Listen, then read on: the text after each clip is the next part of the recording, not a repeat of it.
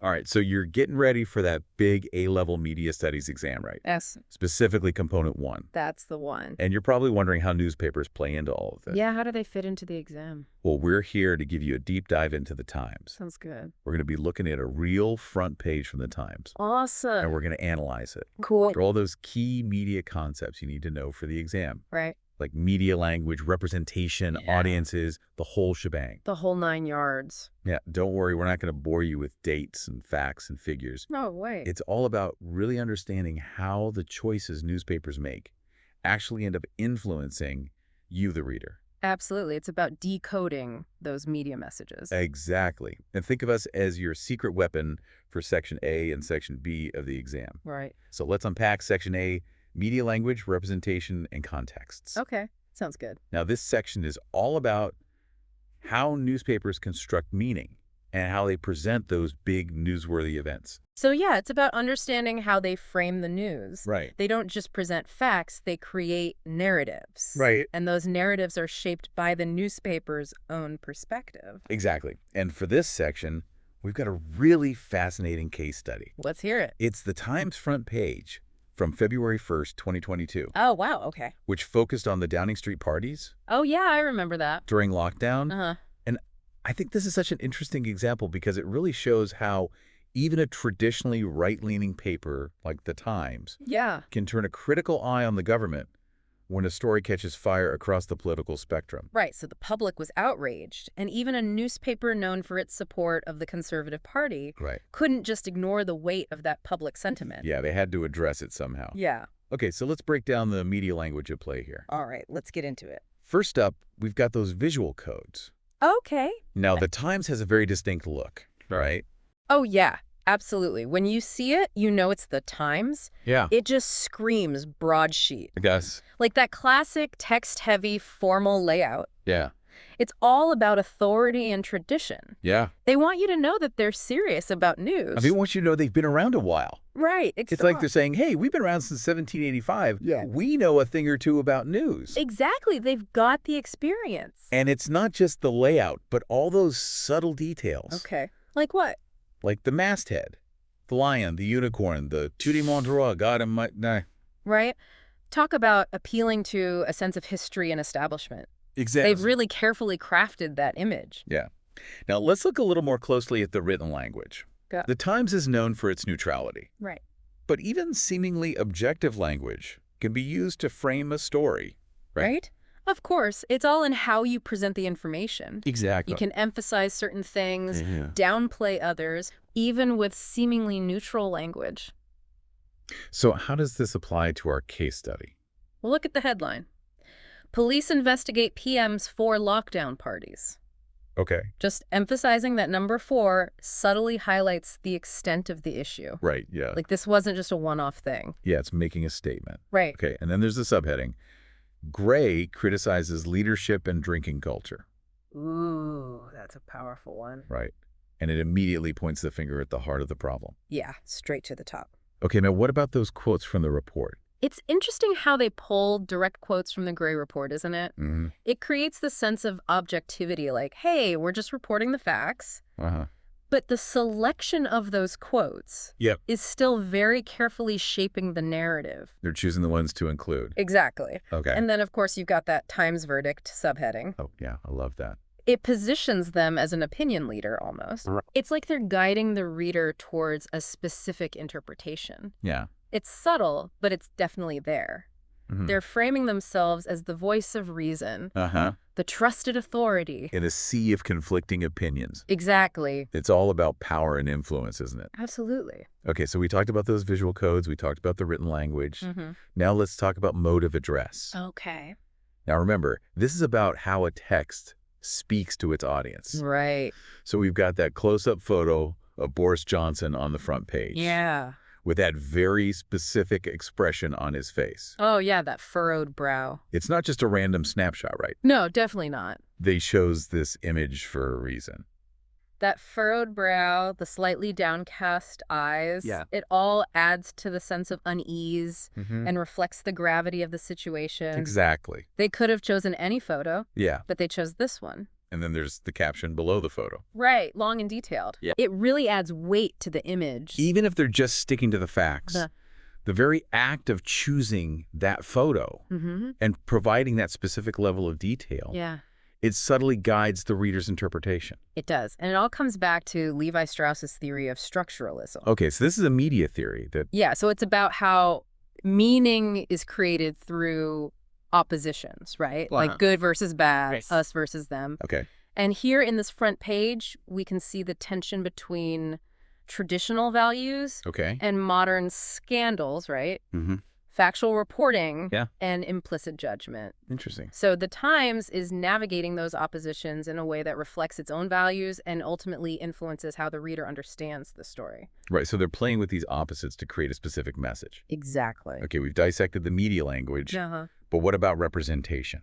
Okay, so how is the Times representing Boris Johnson Hmm.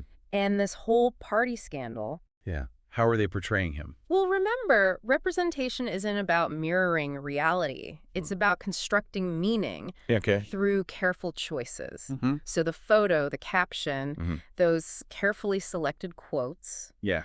they all contribute to portraying Johnson in a potentially negative light, Even though, even though the Times is usually in his corner politically. yeah, and that's what I find so interesting about this example. Yeah. It shows that newspapers are more than just mouthpieces for a particular party. Right. They have to balance their own ideologies Mm-hmm. with public sentiment Yeah. and the weight of a story like this. Exactly. And this leads perfectly into Stuart Hall's encoding-decoding model. Encoding and decoding. So the Times is encoding certain messages through its choices, Mm-hmm. but it's up to you, the reader, Yeah. to decode those messages. So are you accepting what the Times wants you to think? Right. Are you seeing through those subtle techniques they're using? Exactly. Are you taking it at face value or are you questioning it? It's all about media literacy, right? Yeah. Understanding the game Yeah. and being an active participant rather than just passively consuming what's put in front of you. Exactly. And that's what makes studying media so engaging. Yeah. It's about peeling back the layers and understanding the forces that shape the information we consume every day. It's about being media savvy, Yeah. understanding how these messages are constructed. How they affect us. Exactly. Yeah. Now that we've really gotten into the nitty-gritty of those media language choices, Yeah, we really broke that down. let's switch gears a bit Okay. and dive into Section B, All right. Media and Industries and Audiences. This is where we get to look behind the curtain a little bit. Right, it's about understanding the forces that shape Mm-hmm. what we read, watch, and listen to. Exactly. Because those front pages we've been looking at, Right. they're not just isolated things. Yeah. They're part of a larger system, Right. a whole industry with its own rules and agendas. It's like an ecosystem. Yeah, exactly. Where does the newspaper live? Wow. What does it eat? Right. You know, what are its relationships? And who are its friends? So where do we even begin with this? Well, let's start with ownership and control. Okay. So, The Times is part of News UK, Mm-hmm. which falls under the umbrella of News Corp. Ah, Rupert Murdoch. Exactly, the big guy. So we're talking about a major player in the global media landscape. Oh, absolutely. And that brings up those important questions about potential influence Mm-hmm. and the limits of journalistic freedom. Yeah, because when you have concentrated media ownership, Right. like you do with News Corp, Mm-hmm. it can lead to a narrowing of viewpoints. Makes you wonder how much those ownership structures actually end up influencing the news we consume. It's something to think about, for sure. Okay, so moving on. Yeah. Let's talk about how technology and consumption patterns are shaking things up in the newspaper industry. Yeah, because the media landscape is changing so rapidly. And the Times has been pretty good at adapting to the digital world. Oh, they've been really smart about it. Yeah, they were early adopters of online news, weren't they? Absolutely. They were one of the first to really embrace the internet. Yeah, and they've moved towards that digital-first strategy Uh-huh. with their edition-based format, Mm-hmm. which is updated multiple times a day. Yeah, because people want news instantly now. Instant gratification. Exactly. We're constantly connected, Mhm. constantly Like, consuming. how are you scrolling? But here's the interesting thing. What's that? The Times actually still has higher print sales than online. Oh, really? That's Yeah. interesting. Yeah. What do you make of that? Well, it says something about their target audience, doesn't it? Okay, tell me more. Like maybe their readership? which tends to be a bit older, right? More traditional. Maybe they value the tactile experience of print. The feel of the paper. Exactly. And maybe they appreciate the curated nature of a physical newspaper. Right, less fragmented. Compared to the constant barrage of information online. Yeah, they get to choose what they read. Exactly. That's those people who still prefer physical books over e-readers. Right. It's about the ritual, the experience. Yeah, and maybe even a sense of trust associated with print. Oh, yeah, that's a good point. That's not always there with online news. Yeah, true. Okay, so moving on. Okay. Let's touch on regulation and responsibility. All right, so this is a big one. Yeah, so the Times is regulated by IPSO, The Independent Press Standards Organization. which basically sets out a code of conduct for newspapers. Right. You have to follow the rules. So there are systems in place Yeah. to make sure that there is ethical journalism and to hold newspapers accountable. Exactly, but it's a tricky balance, isn't it? Oh, yeah. Livingstone and Lunt talk about this a lot. Yeah. How do you protect audiences from harmful content Right. while also allowing for freedom of the press? It's like walking a tightrope.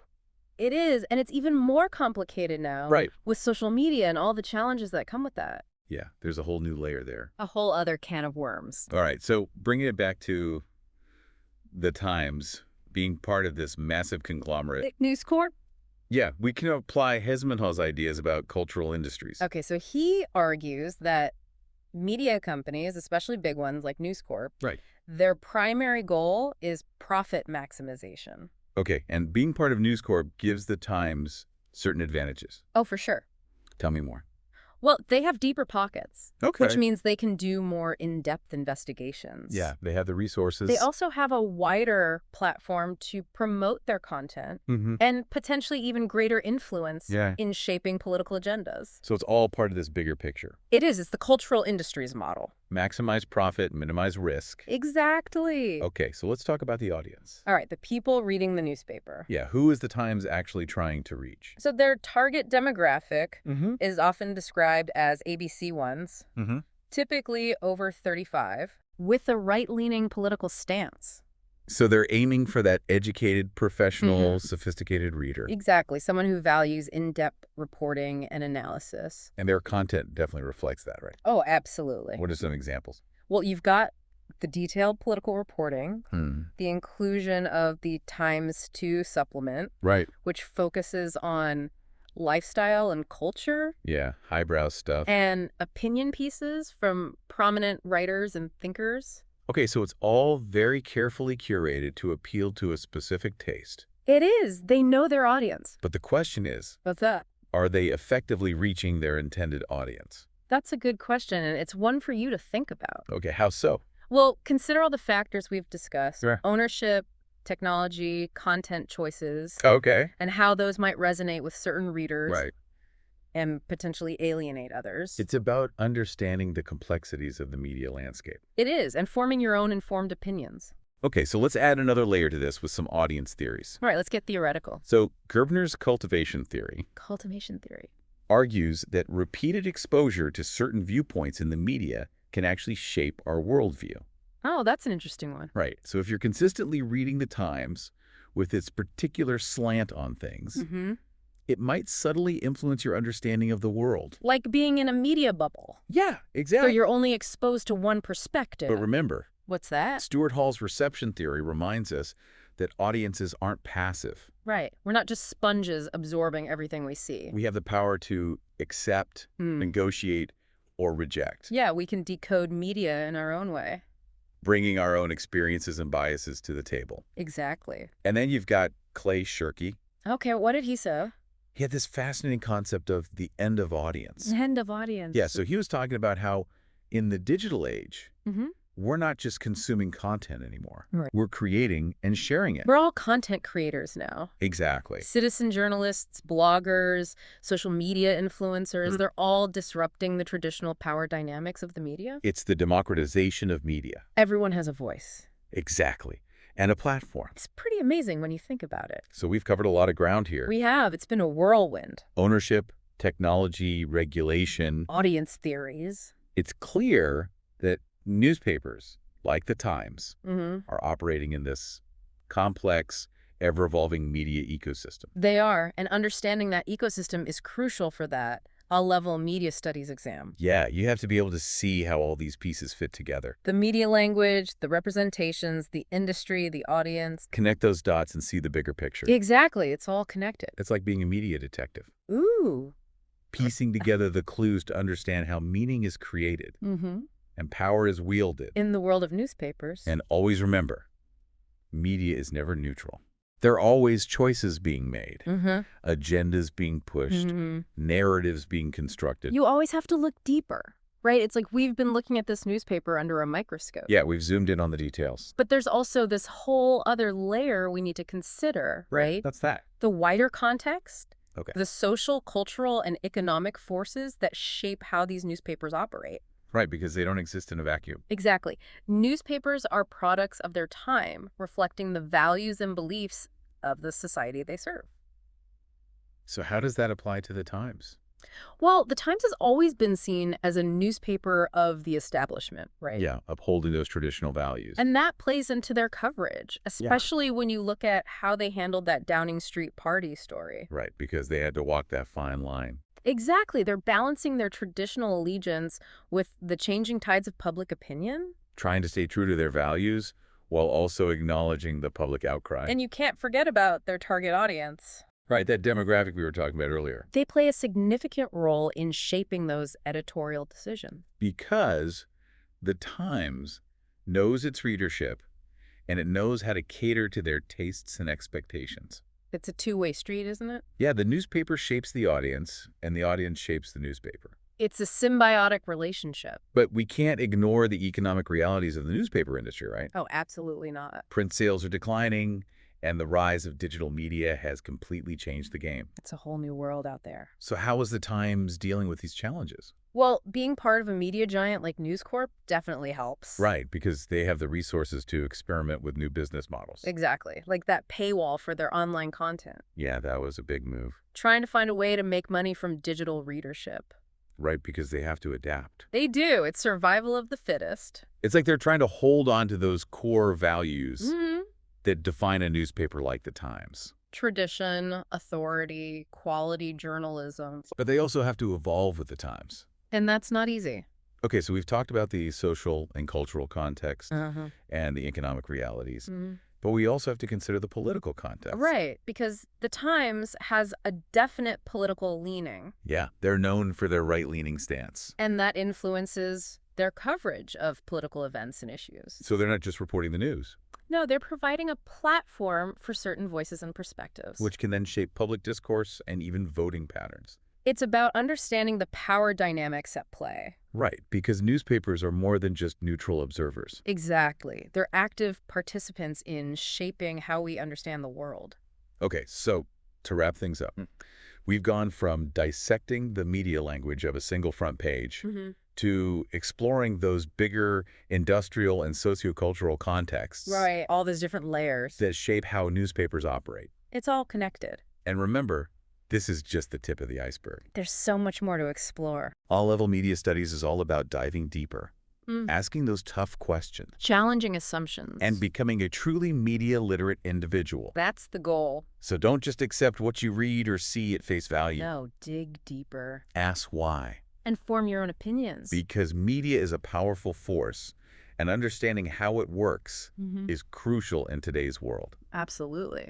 Well, that wraps up our deep dive into newspapers and the A-Level Media Studies exam. I hope you enjoyed it. We hope this has given you some valuable insights. And some food for thought. Remember, media is all around us. Pay attention. Ask questions. And keep learning. Until next time, stay curious.